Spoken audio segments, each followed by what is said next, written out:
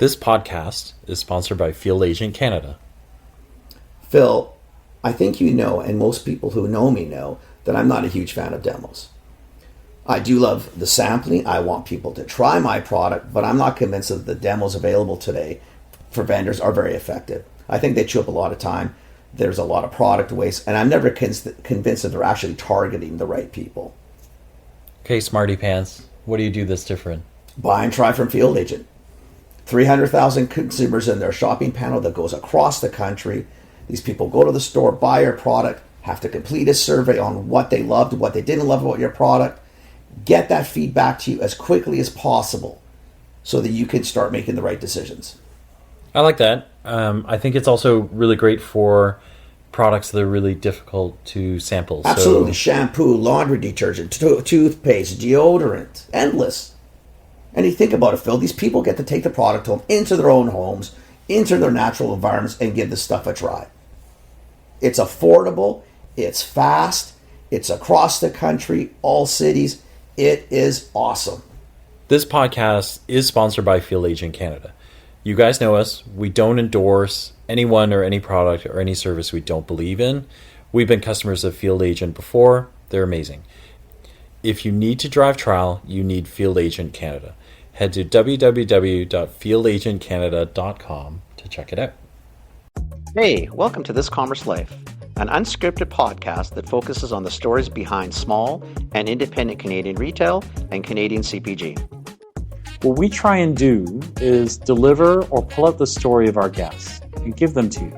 You know, the good, the bad, the ugly of retail and CPG in Canada.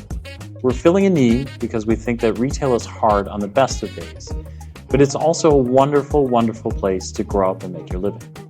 We also think that the industry, nor the people that inadvertently find themselves in the industry, really understand the industry at all. They don't really understand what goes on behind the scenes. So listen to us, Phil and Kenny. We'll unravel it for you. We'll give you the story. We'll give you the story behind the story. Yeah, Stephanie and Joanne. I think they're both going to come on. Yeah, yeah, and then we've had Cabin 5 on as well. Oh yeah, so, another Stephanie. Yeah, another Stephanie. Yeah, they're all Stephanies. Yeah. Cool. Yeah, she's fantastic.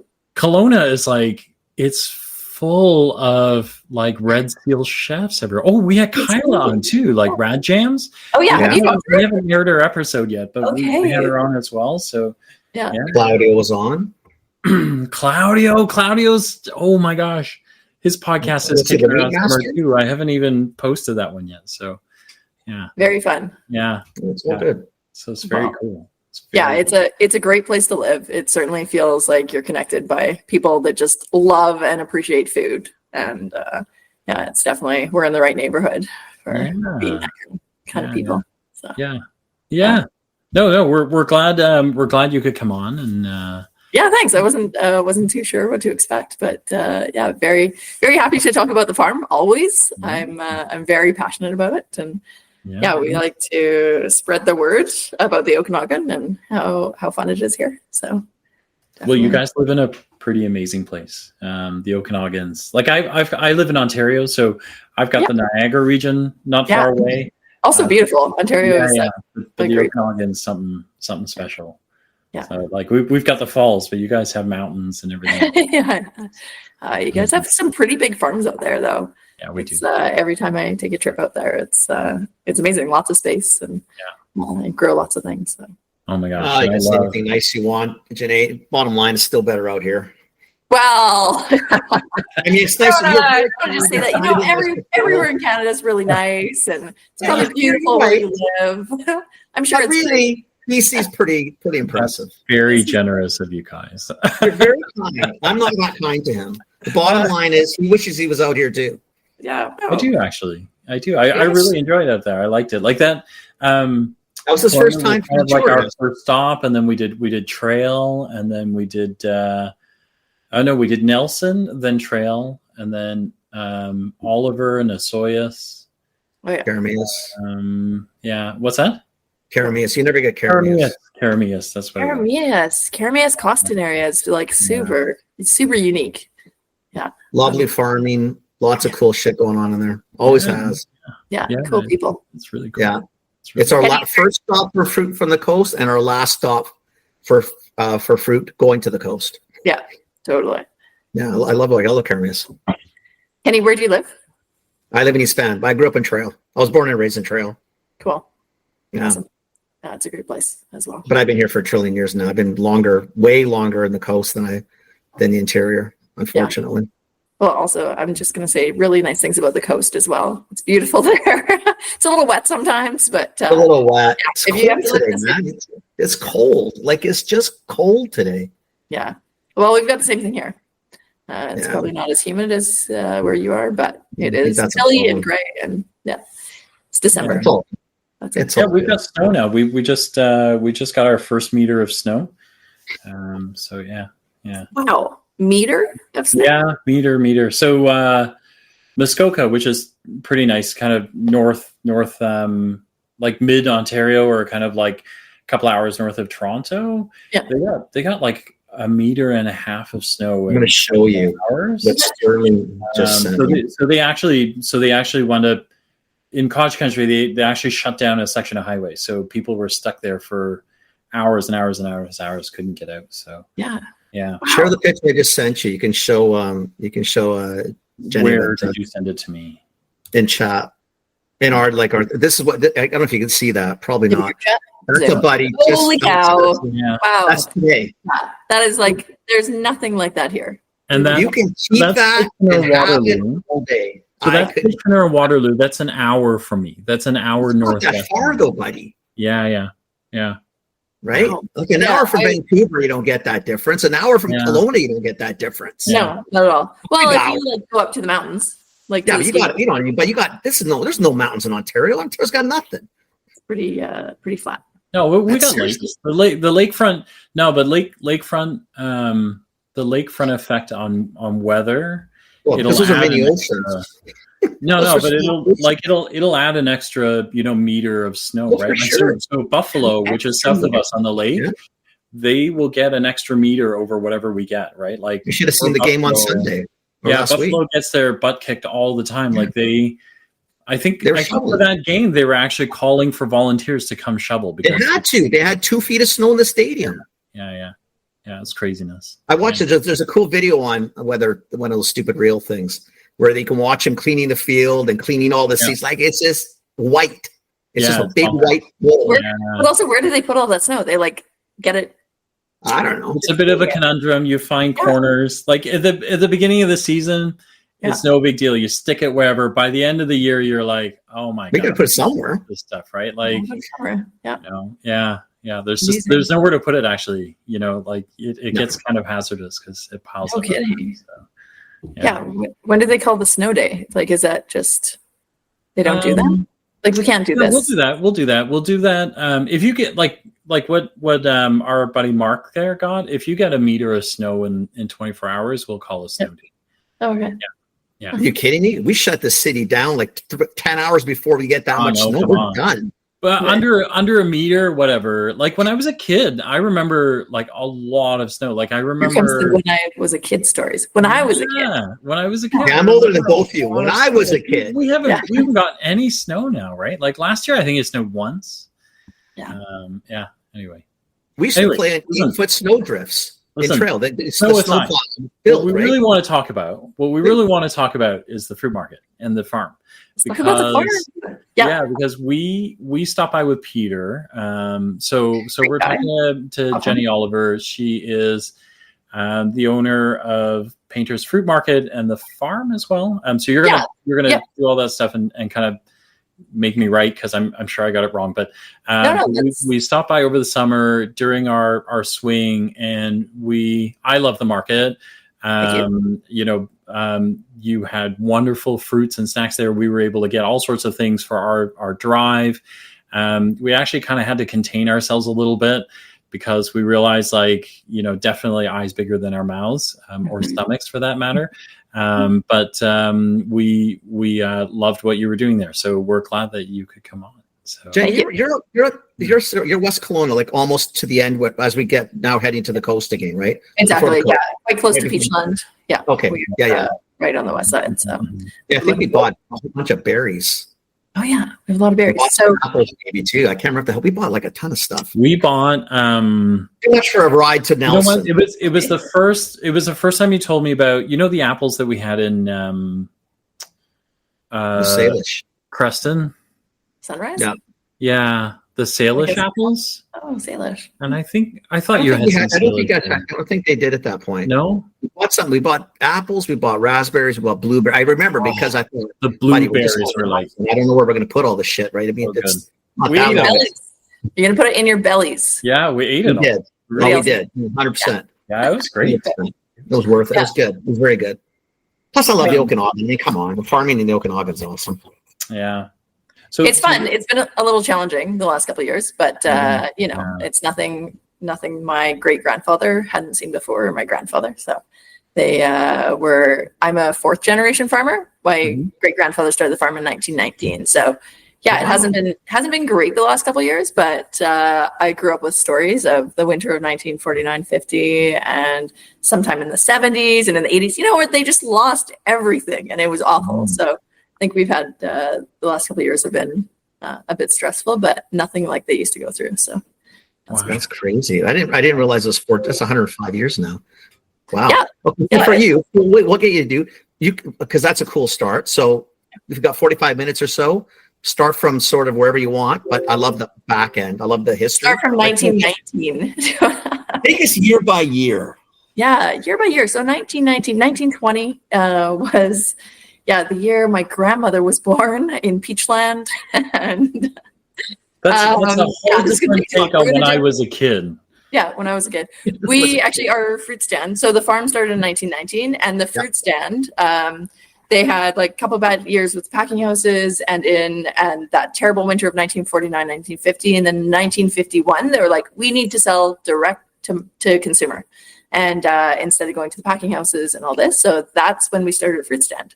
And it was my grandfather went against all of the rules because he had to sell to the packing house. He wasn't allowed to sell to the public. Right. And broke all the rules and just set up a stand at the bottom of his driveway. And we've had a fruit stand going every summer since 1951. That's almost 75 years. It's been a while, yeah. Which it's a big birthday coming up. It's changed owners a couple of times, but stayed in the family. So it was like grandfather to my mom's generation to myself. In 2007. So I've owned it since then. And we've just kind of been changing things up a little bit as we go and trying to make it better. We've recently, like 5 years ago, switched to 100% BC products. So everything in the store is made in BC. So all of the snacks you were buying, all of the berries, everything is like either grown or made, produced, whatever, in British Columbia. Wow. Which definitely I'm still not sure if that was like the best idea because there's a couple of really popular products that we had that we had to drop. And people weren't like super stoked about it. They want it's hard to find some of these products. So, but it was nice to be able to market as by BC, like this is the store.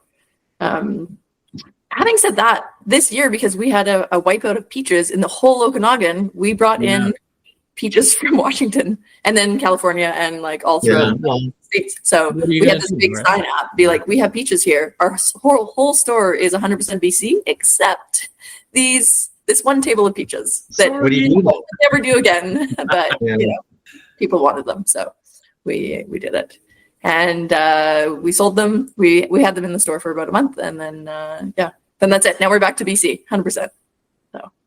So you can't source all winter long then, can you? Or how do you? No, we're closed. We are seasonal. So we opened May 1st. We closed down a couple of days ago on December. Okay, so you shut it down. So like even in Karamias, there's a few stands that are, I guess, always open, but they're obviously extremely limited in what they're going to bring. Or totally. We that's maybe an option going forward. We had we used to have a storefront in Kelowna that sold BC apples 12 months out of the year, and they closed down recently. That was they were owned by BC Tree Fruits, and they closed down. And it kind of has that opportunity now that we could open up 12 months a I think there is a market for that, to sell For sure. BC fruit, For and sure. you can find root vegetables and still carry all the shelf items, but it would be a different model than what we're currently doing. So we like it's kind of a fun thing when we open right now. It's like an event to open the market, and it gets the community excited. And we have an ice cream stand and the patio at the back, and everything's greening up. So when we open, it's like families come out and they kind of like come out of, the winter time. It's like, it's May, the painters is winter. Here we go. Yeah, exactly. Like, here we go. Yeah. That's So neat. it's been cool to see that, and then have the families going. Like, we have so many customers that like come on our first day, that we open every single year, and come on our last day, and it's awesome. tradition for them, and it's That's really fun to see that community. That's really good, though.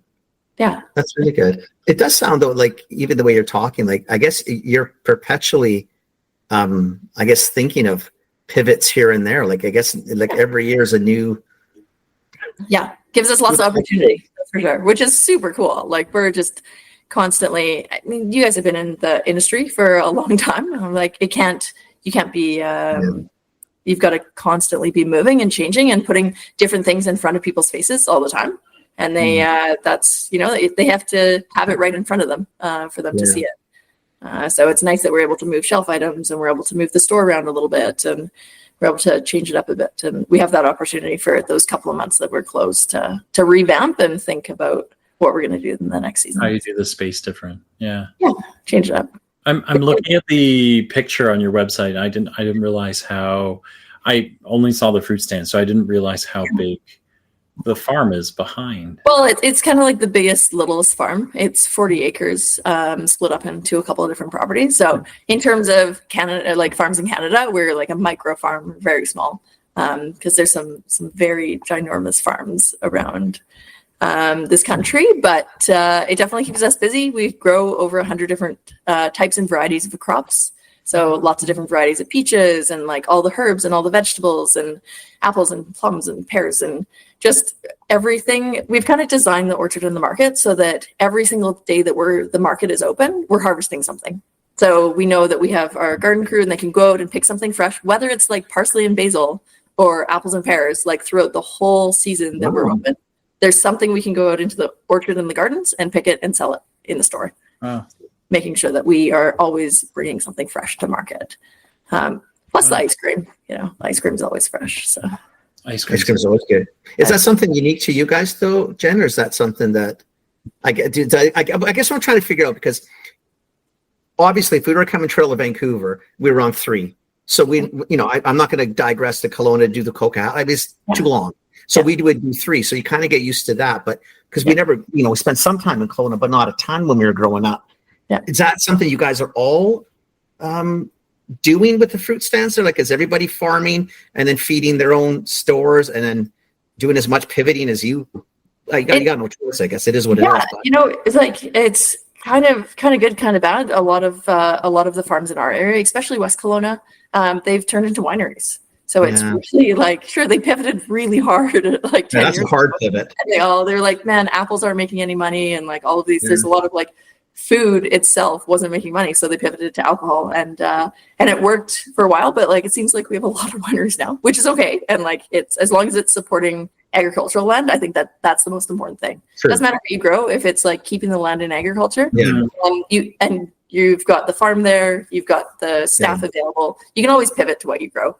So but in our area, we certainly don't have a lot of fruit stands that are selling what we're selling. If you go to Kelowna, there's quite a few of them, and if you're going into Summerland, there's quite a few. But kind of in that West Kelowna area, we've got a handful for sure, but not anything like there was when I was a kid growing up. It's like everybody with an orchard had a fruit stand. So.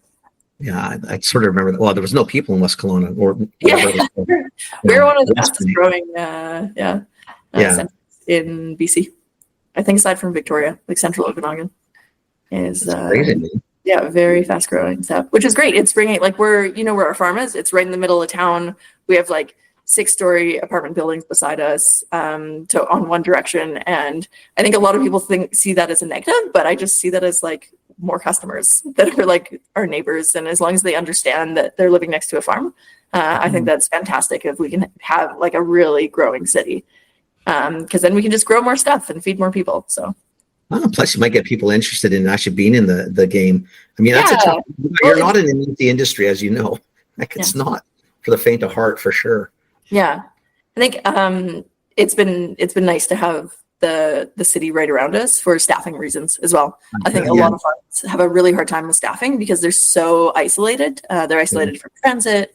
They're isolated from their town center, and we're kind of right in the middle. So we have a really an easier time anyway to attract staff because of our central location and customers. We're trying to make it easy for them to come by. So did you always, because you are the great granddaughter, is that right? Yeah. And so did you always know that you were gonna run the farm, or we're totally. You know. Did I always know? So my whole life in a nutshell, I was went to regular school until about grade 3, and then was pulled out and homeschooled. So I pretty much just lived on the farm, grew up in the fruit stand. I think my parents were like, she's going to be the farmer. Here we go. Very much. And then I was 20 and I was like, no, I'm not doing this. I'm going to school. And I went for aircraft maintenance engineering. And I was like, I'm going to be a helicopter mechanic. And I graduated, did the program, and immediately after graduation is when I took over ownership of the farm. So it all really happened quickly, and I thought I could own the farm and also be a helicopter mechanic. But the farm was just so much work. I couldn't have 2 careers. So unfortunately, was there helicopters in the family somewhere that we don't know? No, it's crazy. I don't know why. I was like, what's the farthest? So we went from apples to helicopters and thought, well, that's a logical step. That's normal. That's totally normal. You go from trying to fix a turbine engine on a helicopter to fixing an old 1950s tractor. Be like, there's a few things that go back and forth there. Torque. Is there a little helipad somewhere at the back? I mean, you have 40 acres. You could probably hide one somewhere, right? So. We've had some helicopters land here before for events, but it's not a regular occurrence. That's for sure. Hilarious. That's crazy. So do you not that you miss it because you never did it? I guess you graduated and then you packed that career in. Yeah, I spent a couple weekends. You wanted to do. Yeah, I did some weekends at a hangar when I was going to school. So that was kind of my part-time job, and then just came back and worked on the farm full time. So we're actually on the flight path for a couple helicopter companies here. There's a couple of huge maintenance facilities here, and they fly over our farm. Day after day, every hour, there's a helicopter flying over me. So it makes me think about it a lot. That's for sure. Looking into the sky. Maybe you should have a helipad. Then they can land, buy some fruit, and then keep going, right? Yeah. It's just so we're on the back 40. Yeah. Back 40. There's a different, pivot. We'll pivot and start that. Well, clearly you have the ability to pivot. So I was. Why not do the helicopter? What brought you back to the farm? Was it the pullback because it's just so ingrained in your? Yeah, it was kind of at the moment of there was nobody to run it, and the family was kind of dividing up land, and it was the perfect opportunity. I felt that if I didn't kind of jump on that opportunity at that moment and that year, that if I came back in 10 years, when I wanted to, it might not be there. So, once you lose the land, I think you'll never get it back. Yeah. It was the timing, and it was really hard to be a 23-year-old thinking that you're going to go and spread your wings and then you're going to come back to the farm and kind of feel a bit stuck for a bit. But now looking back, incredible decision. I'm so glad it went that way. And I feel so supported by our community and our family, and it all worked out. But if you'd asked me when I was 23, maybe, yeah. So, and then do you have family that works with you still, or because I know the whole thing is family land that got broken up, right? Yeah, and if you kind of look at a map of the area, the vineyard across our veggie patch is owned by my cousins and my uncle. And if you look up the hill from where we grow the zucchinis, my cousins own a winery up there, and my other family, because they bought land, my great grandfather bought land 100 years ago, had a big family. Everybody was able to acquire a piece of property and still operated in farming. So there's a cousin that runs a juicing business. There's a second cousin that owns an apiary and a beekeeping supply store. And there's just like so many faces of agriculture that our family's involved in. And it's really cool to see because there's no competition. It's just everybody kind of does their own thing. There's other fruit stands that my family's own, and they all just look different and are aimed at different customers. And so it works out really well. It's perfect. So I feel really like I'm still surrounded by farms and families. Other fruit stands, you're going to have to run these guys out of business. Like, what the heck? Like, I know. Cool. But it's super cool. It means that like if I break an irrigation line and I need a part, I know I can always go to somebody. Or if I'm struggling with a problem, there's somebody that's been through it before, and I can get a lot of advice from. So there's a lot of support, as well as my parents. My parents are very involved in our farm. Still, not so much in like the day. They do so much. You know what? My dad is on a tractor all the time, and my mom is just constantly, going around helping out, making sure staff are happy, and like feeding people cookies, and like they're just so loving and caring, and they're just so awesome. It's awesome. It's fantastic. Some of the feedback we get from the staff is like, I really loved your mom's cookies, or like at coffee break, like she'd come out and would bring muffins and be like, that's awesome. This is like staff retention of like, how does my mom has to keep making muffins. That is fantastic though. I love that. Most of the families in the fourth generation of farming, like even your cousins, like nobody's you all nobody's failed. Different farming, but still in agriculture. Still farming, still in agriculture. And they've had to like change so much over the last 5 years. So it's cool that everybody is still doing it, still keeping their head down. And it hasn't, I mean, like every business out there, it hasn't been easy, but it's worth it. So like classic. Good for you. That is so cool. Classic. Honestly, I didn't know any of that. That is super, super cool. I mean, that's a lot of farming. That's a lot of farmers in the family. Like, a lot of farmers in the family. Yeah. And they had hundreds of acres back in 1919. Right. And it just like there was so much land, and it was such a big family. And then like it just gets divided down. And we're so fortunate that so many of us have kept their land and kept it farming, because it's pretty easy to sell if you're interested in it. And but like you said, it's a beautiful place to live. So if we're able to live here and farm and grow food for people, then we're going to keep doing it as long as we can.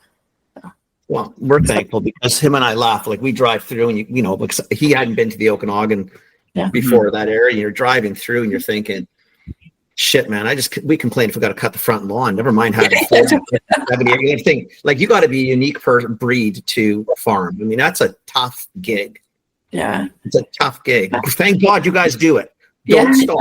Nobody's allowed to stop. But it's a tough gig.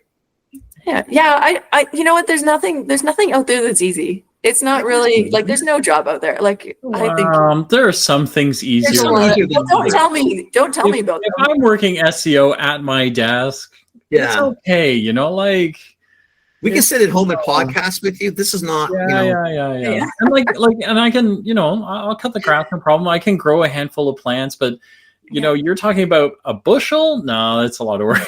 I mean, don't look at my own garden. I can grow 10 acres. 10 acres. Oh my God. Well, I think it's 15, but there's a lot. We grew, for Kyla, red relish, red jam. We grew them 30,000 pounds of zucchini this year. Well, you're the zucchini. I didn't know the zucchini came from you. Okay. We all kind of work together. It's so cute. That's awesome. Yeah. So they decided to we sold them, I think, 10,000 pounds the year before. And this year they were like, we need 30. We're like, okay. So I planted a whole other section just for them. And every couple of days we'd go pick it. And we got to 30,000 pounds kind of like by the end of the summer. And they were just grading and freezing zucchini all summer. And it was cool. It's cool to see our products on the shelves, and they're shipping all across Canada, and be like, hey, that's our zucchini. Oh, that is so cool. That is so cool. That's awesome. It's fun.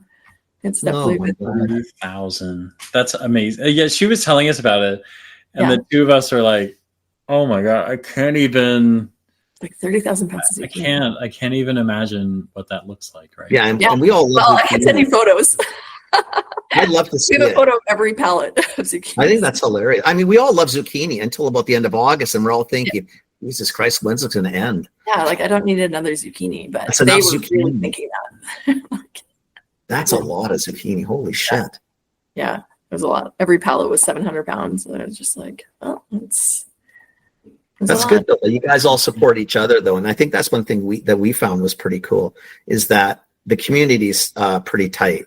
In that you guys all seem to everybody seems to know everybody, and then you got retailers like Peter and others who then are on top of that supportive on that side. So you're moving your stuff to tourists and to the locals, etc. Yeah.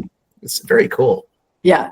Oh, it's so cool to see what Peter does. And I think he's given so many people such a great opportunity to get their products just in front of consumers and have a great place on the shelf. And it's amazing that he's great.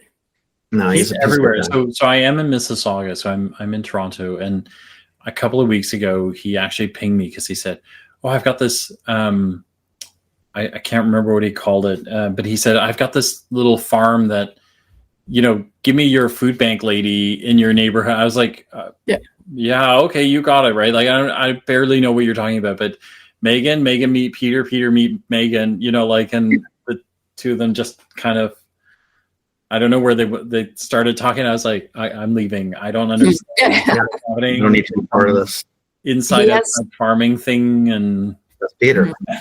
He has so many connections. He is, the guy that is, holding. But he uses his connections too. Like yesterday, he's tried to phone me. I was in meetings. Yeah. And he said, I got a podcast for you. Thinking, I'm sure you do. And what do we get? We can't say no. Yeah. Like Peter's practically owns his podcast now. So we're working.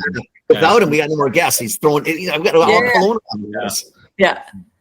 Yeah, he's the guy with the connections. And he's so passionate. He's so passionate about local food and people, and just trying to help people seems to be like his goal in life, which is so cool. So totally. He's like the non-elected mayor of we plug Peter too much. We got to pick on Kelowna. Mayor of Kelowna, Peter. Yeah. There he is. Yeah. Amazing. Oh man. So the fruit stand shuts down December. Do you, because I don't understand fresh produce that well, like how easy or hard is it to keep? Like apples. Right now, if you look on our Instagram page, we have apples for the honor system in bags outside of the fruit stand. So there's some bins set up, and I went down there with my daughter this morning and set up the money box, and we're all set. So people are coming in, and it's 2 degrees outside, so it's the perfect apple temperature. And if you drive by, you can just see people pulling in, grabbing a bag of apples and taking off. So we can sell apples like that for another month and a half until it gets too cold here.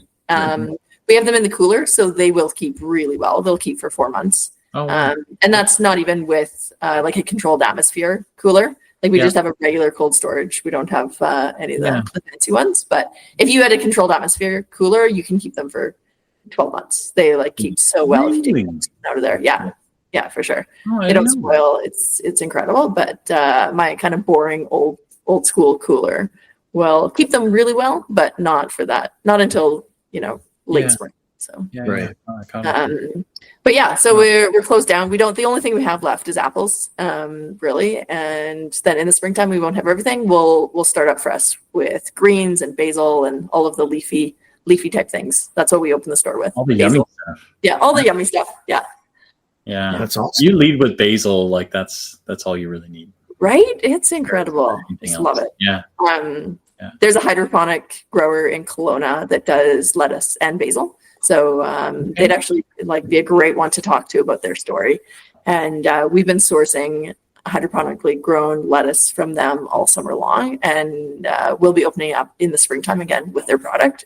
It is incredible. It's the most beautiful lettuce I've ever eaten. It's pesticide free because it's all indoors, and it's just a really great product. So and 24/7, 365, right? Throughout the winter, I get it in January. So it's fresh lettuce. I mean, really, how do you lose? Yeah. Oh, it's amazing. Grown right in Kelowna. So we're I hope they start kind of branching out and growing more things in that warehouse. I think it used to be used for cannabis, and they thought that lettuce would be a better choice. So it's really cool to see that that was a shift of like, oh, it was cannabis, and then you know what, they've changed now and know that food is so important. So it's cool. So because you're there, so like, what do you see in the Okanagan now? Because there was a whole time, like in the old days, if we drove, like as soon as you came downhill to Osoyoos all the way up to Vernon, was the days of apple, peach, apricot, cherry. Yeah. And then we all know, like about 50 years ago, you started seeing all these vines come in and more vines and more vines. Like, what is it now? I know that because vines have had some problems too. Are you finding that the industry, I mean, land in some spots, I'm assuming, is going to high rise, hopefully not all, because we need stuff in the ALR. Like, we need that.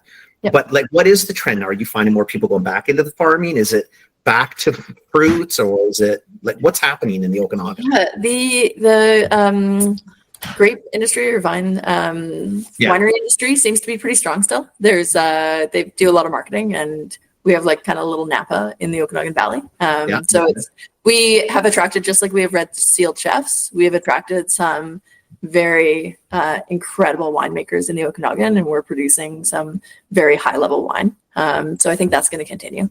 And we're going to be attracting more of that, those tourists that are coming for that high level experience. But as well as like where everybody still has to eat. So what my goal is that I want to see just as much land farming that there is today in agriculture in 100 years. So hopefully the ALR really keeps its goal of keeping agricultural land farming, and we just continue farming, and whatever it is, I really don't, like I said before, like I don't care what I see farming, if it's grapes or if it's potatoes or if it's tree fruits. But I just would love to see this land continue farming forever. Because if we didn't have the farmland in the Okanagan Valley, we would not be what we are today. Nobody would. It would just, like, I can't imagine if you didn't see all of these like green, beautiful vines and orchards, and just wouldn't feel the same. That's for sure. So. Yeah. Just keep on going. Yeah, but I think we needed to. Like, I mean, you know, the pandemic showed us a whole bunch of things that made us really uncomfortable about food sourcing and how much we're not sourcing, right? And now we've got our friend in the South who just has decided that he wants to be able to tax a whole bunch of things, right? So I don't want to bring politics into it. I think my only point there is, I would just love it if we didn't have to depend on other people, right? Like we've got enough here. We've got enough here to do our own thing, right? So you know, totally. No, we can like feed so many people. I'm sure that every year there's farms I see that leave their fruit on the trees because they either don't have the staffing or they don't have the sales for the product that's been grown. And you think if there was some like better systems in place, then that wouldn't happen. We wouldn't be wasting food if we had some better systems in place. Right.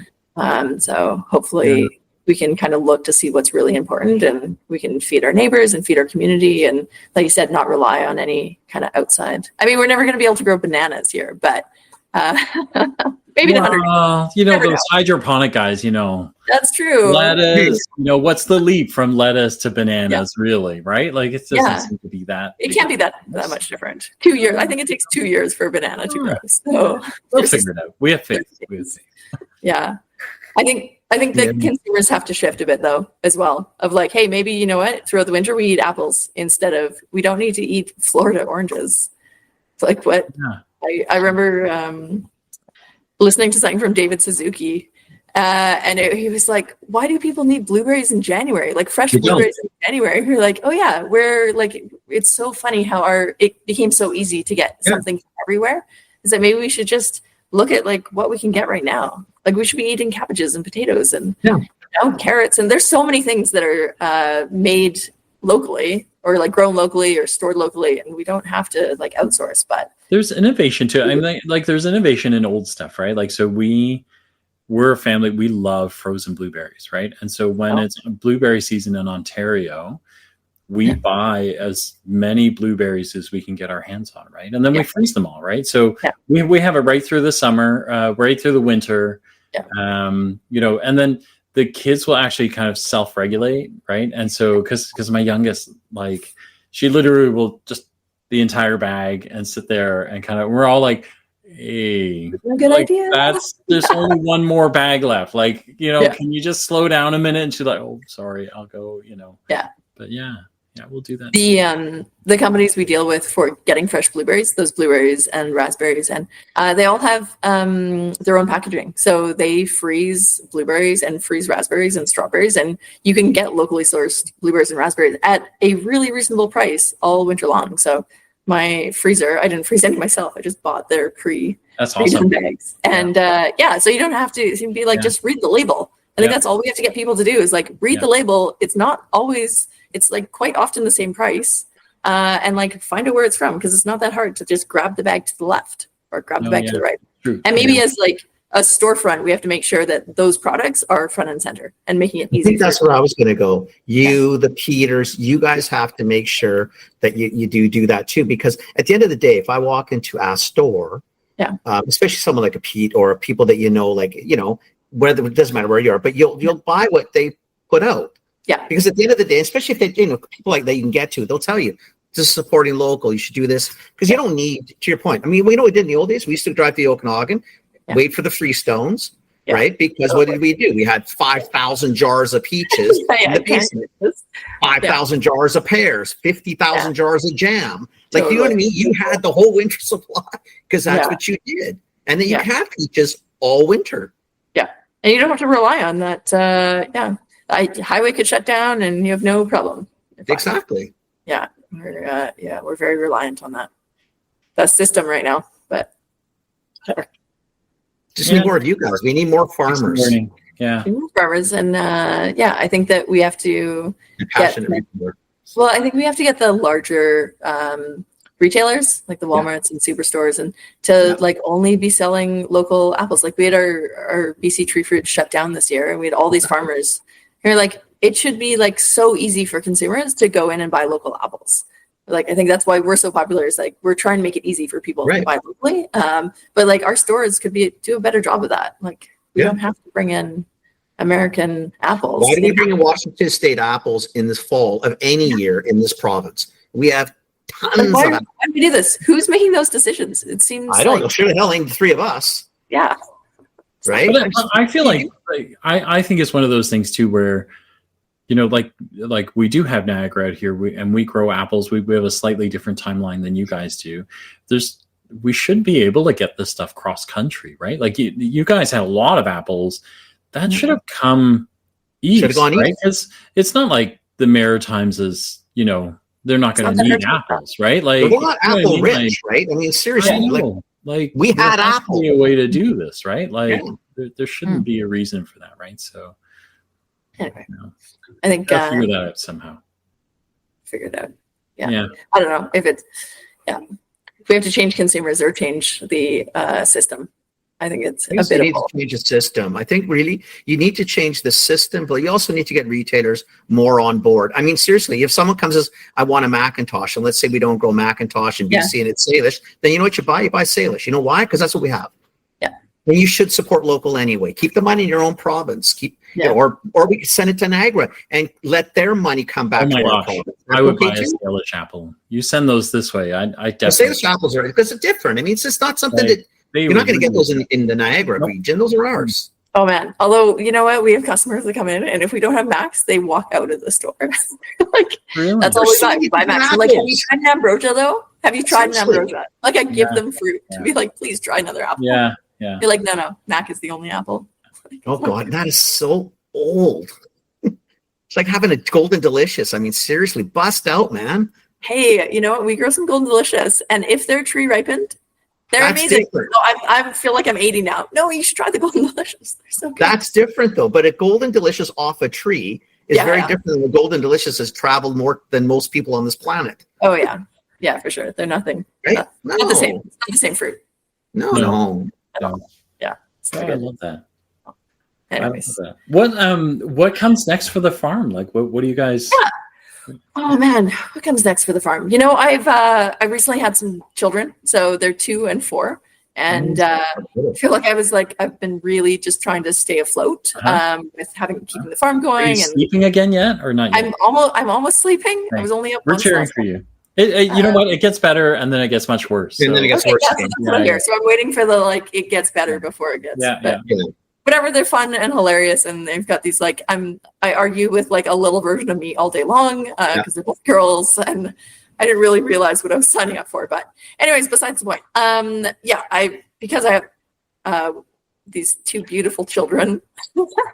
And the farm's been through like a lot in the past 4 years. I feel like I'm just kind of coming out of it now and being like, okay, I can breathe a little bit more. My kids can get themselves into their car seats, and now I can really focus on what I want to see the farm to do. So it's awesome. And we're really looking at just doing more ground crops. So the farm, because the tree fruits have just been like, we've lost so many over the last couple of years. Like 2022 was a terrible season. 2024, obviously a very terrible season. And we grew an acre of watermelon this year, and it was just so cool and so amazing, and they were so good. We're going to get into that more, growing just more melons and more, like I said, zucchinis, tomatoes, anything I can plant in the spring and don't have to worry about that like cold spell in the winter. We're going to focus on that. So that'll be the farm side, doing more just annual crops. And in the market, because it's kind of its own separate thing, just really focusing on experiences for customers, making sure when they're coming in, they're not just like, you've got the customers that are coming in and just like quickly grabbing a cucumber, getting home, and that's fine, but making sure people are coming to the farm and going around the back of the market and seeing the farm and going out and exploring and seeing where the food comes from and kind of get people connected to their food again. So we offer tours for the first time this year. So you could book a private tour for 2 to 6 people. And one of our senior staff members would take you around the farm for 15 to 45 minutes, depending on the length of the tour, and educate you on our growing techniques, show you what we grew. You were able to pick a bag of produce to take home at the end of that tour, and just really get out and be like, hey, yeah, like we're a store, you can get your produce here, but also like, here, let us show you who we are, like to our core kind of thing, and where your food comes from, and try and get people kind of connected again to that. So that's been really fun. That's been, and our staff, one of our staff members is like just really passionate about educating everybody. So from students to seniors, every families, we have all sorts of groups that are coming through, and just teaching them about the farm. And it's been awesome to see that passion. That's really fantastic. Cool. Yeah, that's really cool. Is there any player potential in the store remaining open for longer in the season? Like, I don't know. I mean, again, if you're trying to source, I guess, BC produce, unless you're going to put a greenhouse in the back, it's tough for some things. But totally. Is that, I mean, when we closed down a week ago, we, like, if I kept ordering, there's a greenhouse in Osoyoos, had full peppers. There was a greenhouse down in the Lower Mainland. We were bringing pallets of tomatoes from. Okay. We had the lettuce and greens coming out of Kelowna. We had potatoes and onions and carrots coming out of Ashcroft. Like, we had a full store. Like, we had full produce. Wow. We could have, if the weather had stayed a little bit better, and we could have stayed open with enough stuff to make it worth it.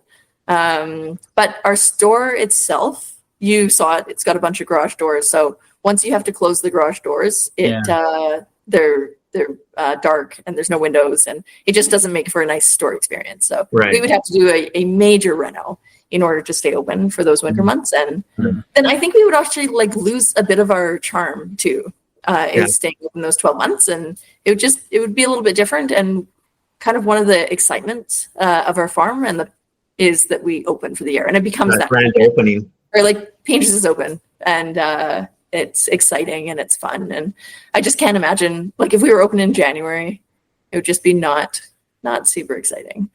No, bloody cold with those garage doors open. It's a totally different experience, right? Like, so, because you're the way that what struck me about it, like we were there in August. You're in the height of like fun season. You're right in the season. So awesome. Like, it'd be if you were attached to an ice rink. Right. Do you know what I mean? Like, so you could do wine and cheese there.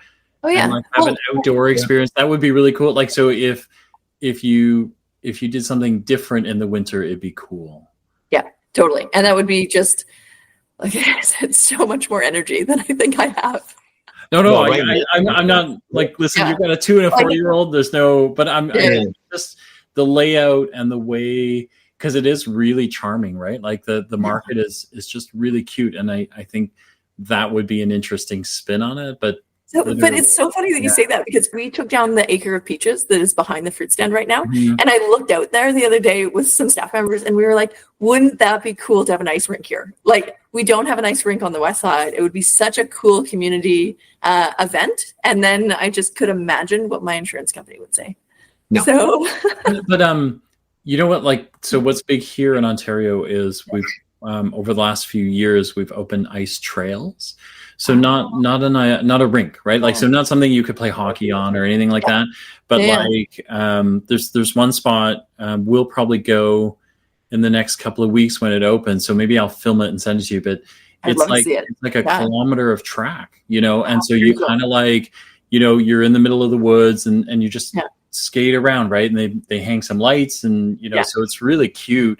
But there's no moment that you can like play hockey or anything that could like seriously injure you, right? So you know, which the insurance company would probably go, you know, please don't do that, right? But yeah, totally. I think there's lots of opportunities. Our city here, just on the west side, has 35 plus thousand people, and we need more things for families to do, and we need more places for people to eat locally. So I think there's lots of opportunities, and I'm excited about the future. But that's really awesome.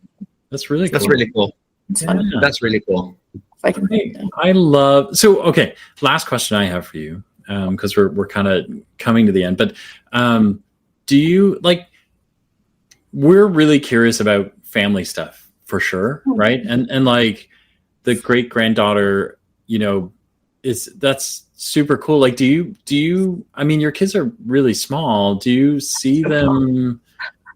Picking this thing up, and or is there somebody else in the family that is kind of going, when are you done with this farm thing? You know, when can I jump in? Or I think my cousins have seen my life over the last 17 years of owning it, and nobody wants any part of it. They all have normal careers: nurses, accountants, cabinet makers. They're teachers.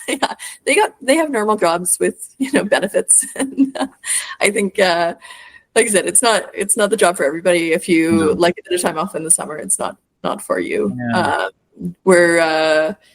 I would hope that they are able to choose what they're passionate about. So if that's farming, then that's great. We've got it here, but I'm not attached to it staying in the family forever. I just would like to see it continue as a farm forever. So it doesn't have to be in the family, but we'd like to see farm, it would be nice. Yeah, but whoever takes it on, you want to see them hopefully grow food for our community. Yes, but you know how it is when you sell something, you can't ever change your mind about it. So I'm, as long as I can stay passionate about this, I'm going to keep doing it for as long as I can. So I love it. That's good. Your awesome. Your outlook on things is very refreshing. Yes, it is. Yeah, really.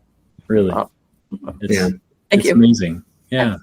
It's such a unique career, and I just feel so fortunate to be able to be working my dream job. It's really cool. And our community is just, I'm so thankful for our community, because it really is like everybody that is supporting us every day and just deciding to shop with us is the reason that we're able to farm. So I thank them for continuing to keep our farm going. Well, and they're thanking you because that's what they want to do. They want to support, and they need people to support. If you don't do it, I mean, they're doing it. They do it in large part probably for themselves too. That thank God somebody's actually farming in our neighborhoods. Like, thank you. Well, thank you. Thank you to the customers. Thank you for doing it. Mutual Admiration Club. Yeah, seriously, it's good, man. It's wonderful. Yeah, need more of you. Yeah, thank you. Amazing. Thank you for doing this. This has been amazing. Thanks for the call. Great to meet you guys. We'll see you next time. We'll be back. We'll be back for sure. Yeah, okay, good. Yeah, give me a heads up. Yeah. You don't need to drag me out. Like I'm already with the family. The family's already like, so I have 3 kids and they're all older, but the oldest and the youngest have both made treks out west, right? Because I'm out there a lot.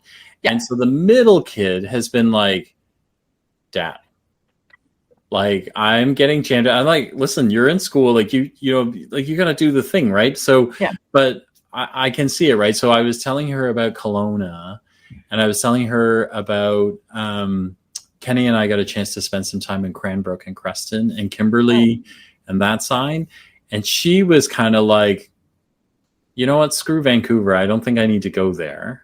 Yeah. Maybe we, you know, because she's the outdoorsy kid, right? So she's kind of like, huh.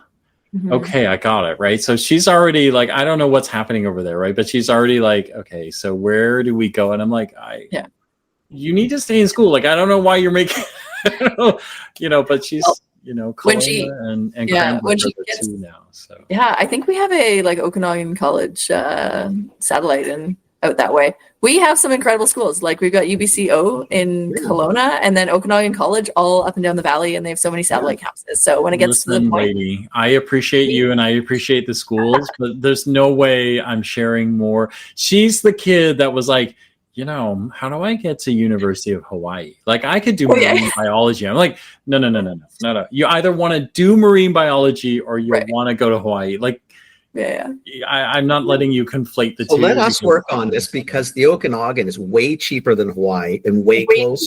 So I'll talk to Rachel. I'll take care. Where she is right now is just fine. She's an hour But the away. uncle on the West Coast, You know, I'll talk to Rachel. Any more of this, and the mom will like, oh my god, yeah, just no. But we'll come out there for sure. I love it. Okay, so. Great, perfect. Well, we look forward to seeing you out here next summer.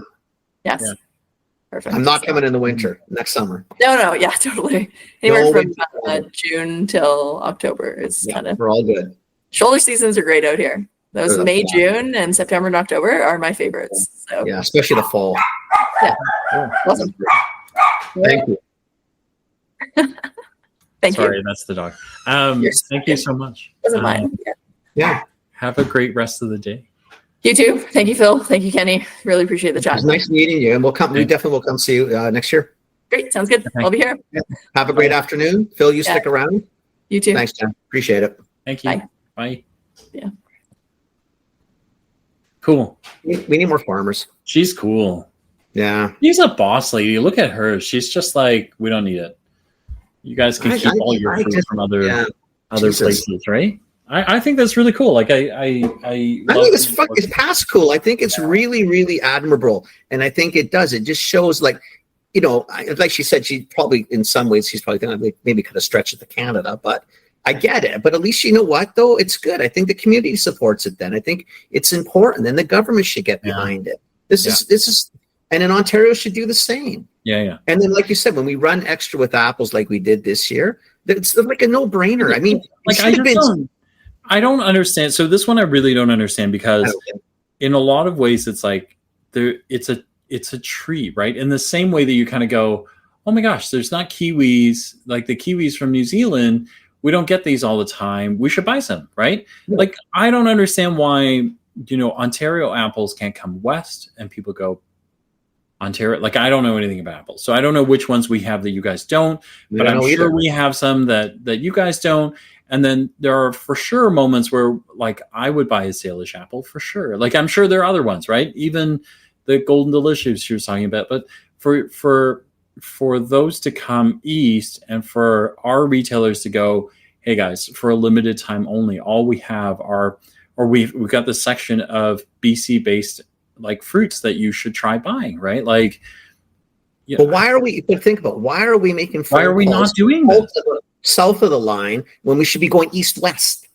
Why are we buying anything out of the States or anywhere when it's all here? I get bananas we don't grow here. Okay, but you know what? Whatever. Okay, so there are some things that we're going to have to do. Sure. But there's a whole chunk of things, right? Like even peaches. No reason. Like peaches, no reason. Ontario had a lot of peaches. Like why don't they go west? I don't know. Don't know. Because we sure the hell didn't have any. We didn't have any apricots. We didn't have any cherries. No, and we have both. We have peaches and apricots. We had a pretty strong season, right? So why didn't they go west? And if we were heavy on apples, you know, but again, this is what you know, and it doesn't always have to be government. I mean, this is where we can get sometimes a little bit angry. Is, you know, where are the big five? Yeah. Like where's Sobeys? Where's Metro? Where's Loblaws? Where did Walmart go? Where's Costco? You guys are going across the country all the time. We don't. You know, like, isn't there a backhaul system that would totally benefit? I just don't Seriously. get And if any of those 5 ordered anything from the States, why? Why? Yeah. Anyway, that's it. Okay, thanks for listening, everybody. Thank you again, Peter, for another really Peter good guest. for mayor of Kelowna. We gotta find a way to knock him down. He's a little too big. Peter for mayor of Kelowna. Yeah. He's getting too big. Too big. I was going to say something, but I won't. We love you, Peter. That's all I'll say. Yeah, I love you too, Peter.